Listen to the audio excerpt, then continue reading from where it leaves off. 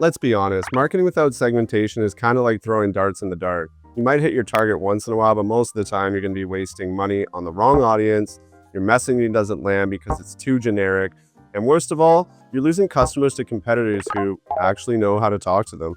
That's no bueno. Most marketers think they're doing segmentation the right way, but they're not. They believe that age, gender, location, all of that's enough to understand an audience. But Boom! Spoiler alert.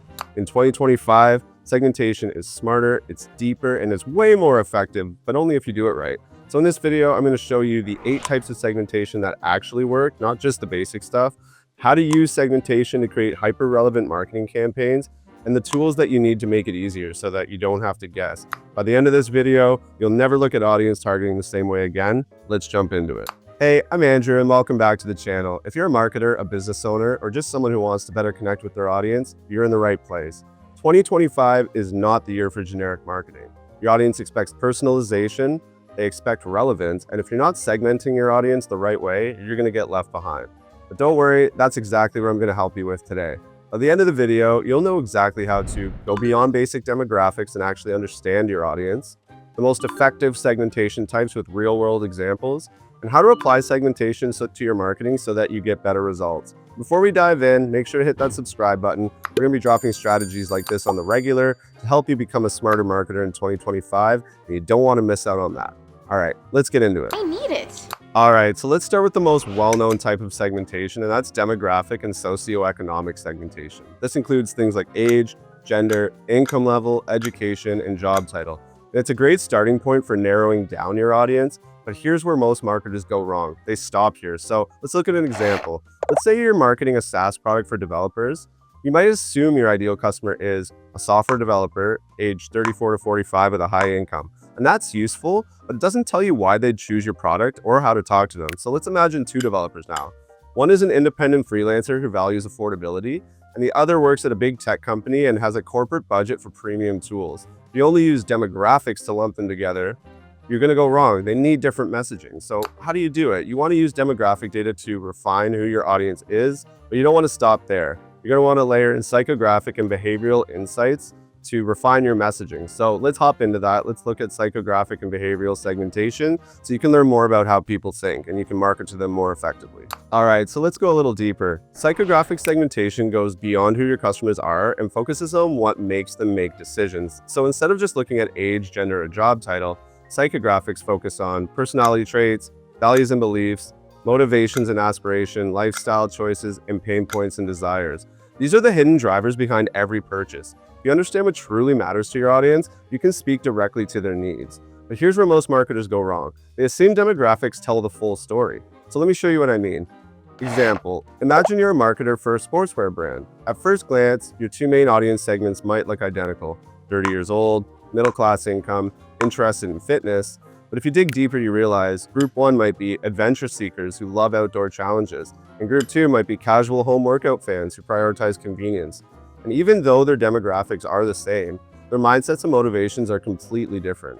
So the adventure seeker responds to messaging maybe like push your limits or explore the unknown, while the home workout fans, they're going to prefer fitness at your own pace, train anytime, anywhere. So now imagine if you swap these messages, it just wouldn't connect at all, right? So how can you use it the right way? You can conduct customer surveys to uncover personality traits and motivations. You can use social listening tools to analyze what your audience cares about the most.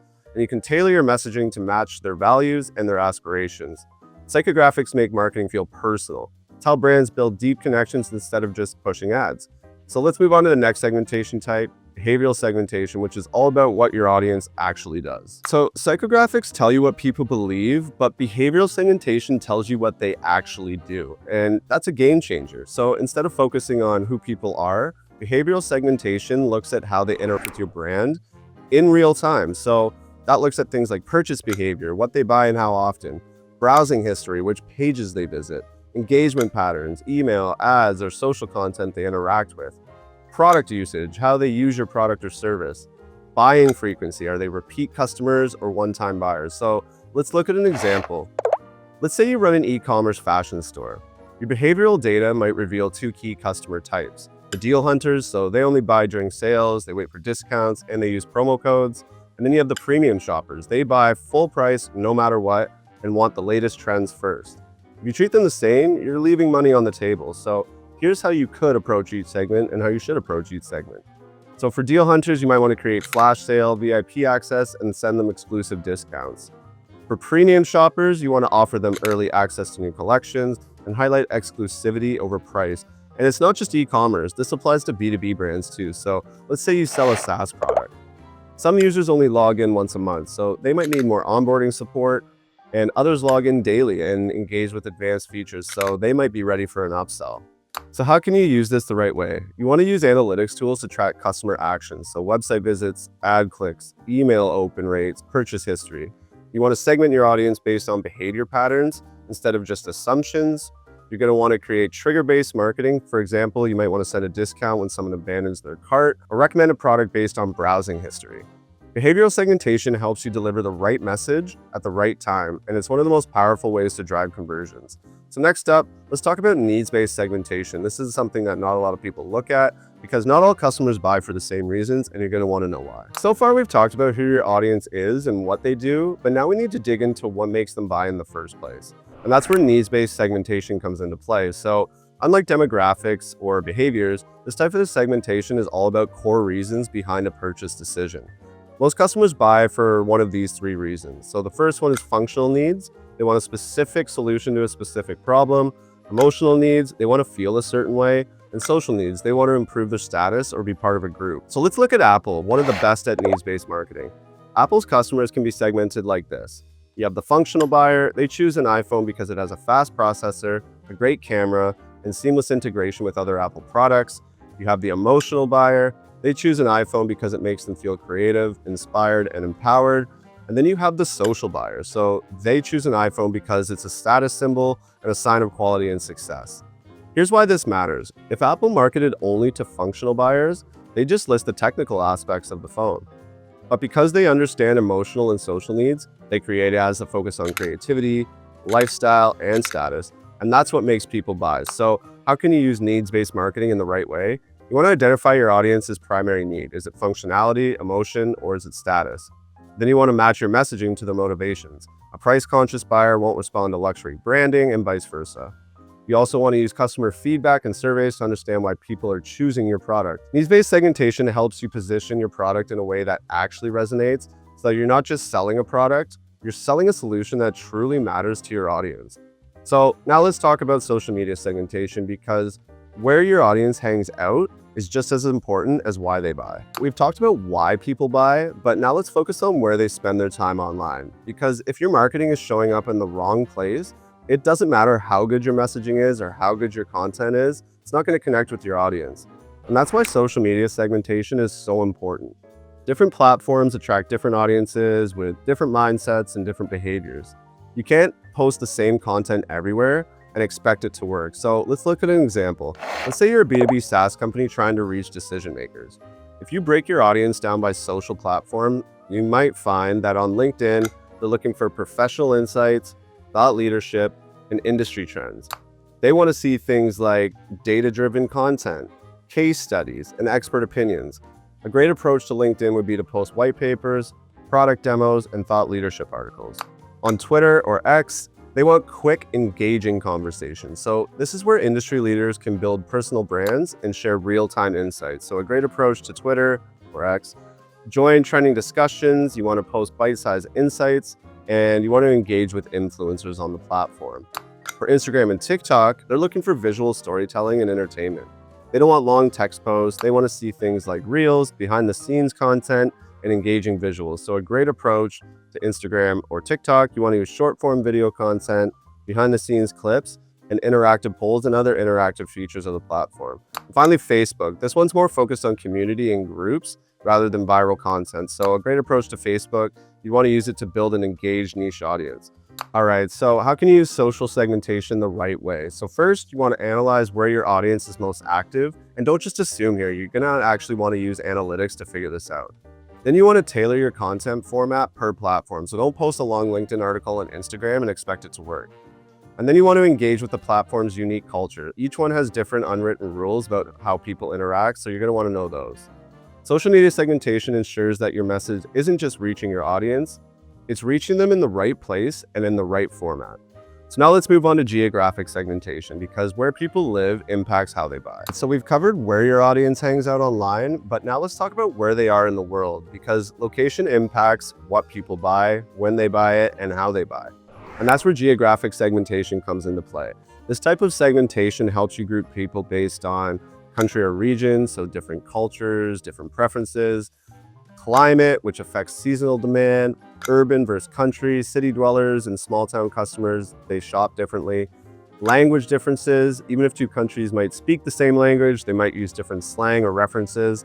So let's look at an example. Let's look at McDonald's, one of the best at geographic segmentation. We look at their US customers, they love bold, meaty flavors, so the McRib and the Big Mac dominate.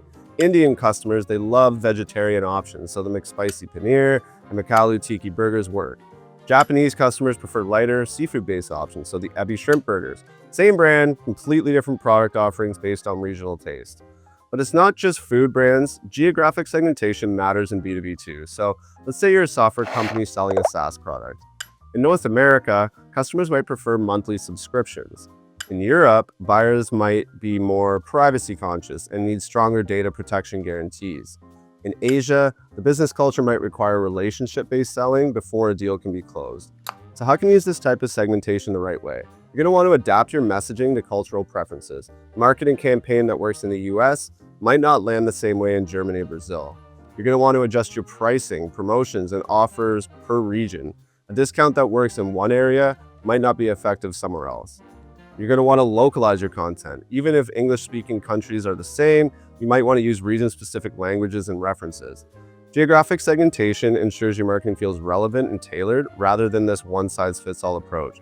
So now let's move into value-based segmentation, where we'll focus on prioritizing your most profitable customers. So we've talked about who your audience is and where they are and why they buy, but here's a question for you. Are all customers equally valuable to your business? The answer is no. Some customers bring in way more revenue than others, and that's why value-based segmentation is so important to understand.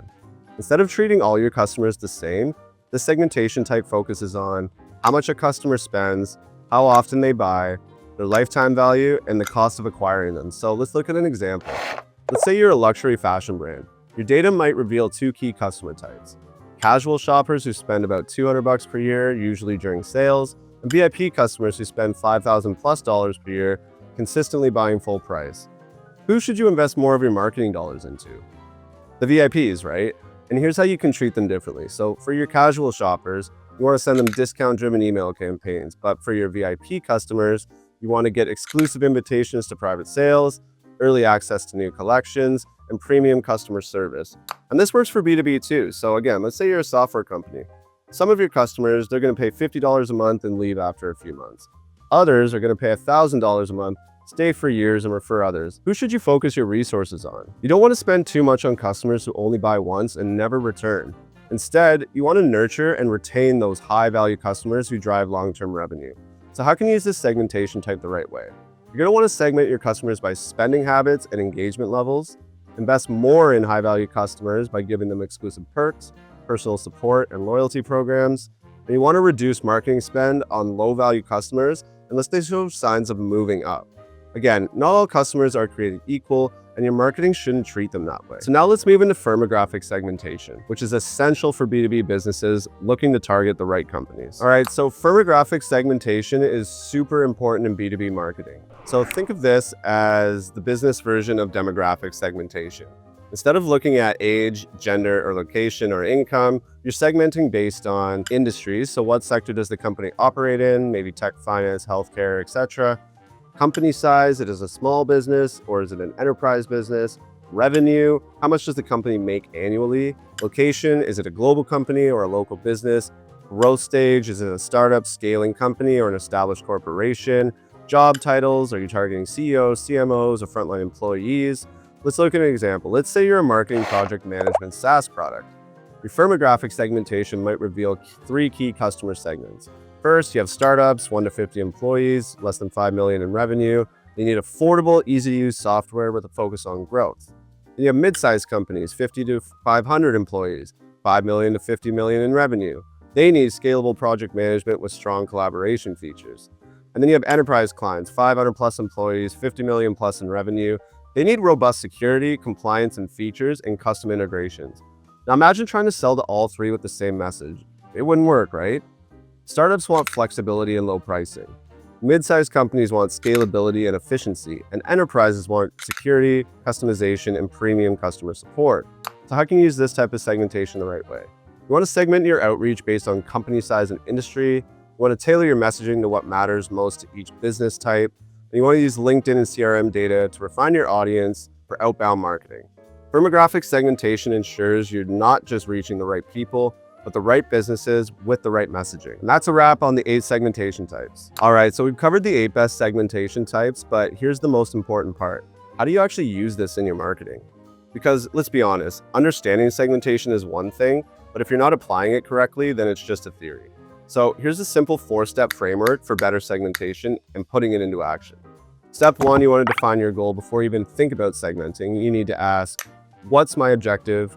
Am I trying to improve conversions, engagement, customer retention, or lead generation? So for example, if your goal is increasing conversions, you might focus on behavioral segmentation to target people who have abandoned their carts.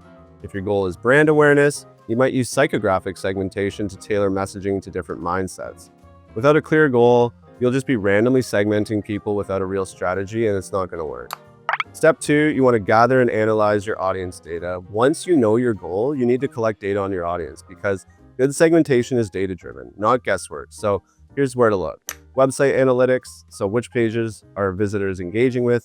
CRM and purchase history, who are your most valuable customers? Social media insights, what content is resonating with different groups? Surveys and feedback, what do your customers actually care about? So for example, a fashion retailer might analyze website browsing behavior to segment customers into trendsetters versus budget shoppers. Purchase history to identify high spenders versus deal hunters. Social media engagement to see who interacts with lifestyle content versus product ads. Step 3, you want to create tailored messaging for each segment. So now that you know your audience segments, you can customize your messaging instead of using a one-size-fits-all approach. So for example, imagine you're a B2B SaaS company targeting both startups and enterprises. A bad approach would be sending the same marketing emails to both groups. The good approach, you want startups to get emails focused on affordable pricing and quick setup. Enterprises, you want them to get messaging about security, compliance, and integrations. Bit of a pro tip here, you want to use dynamic content in emails and landing pages to personalize messaging based on segmentation data. In step 4, you want to test, optimize, and refine segmentation. It isn't a static thing. Audiences change, trends shift, and what works today might not work in 6 months. So that's why you need to always be A/B testing your campaigns to see what works best, analyze performance data, and refine your segments.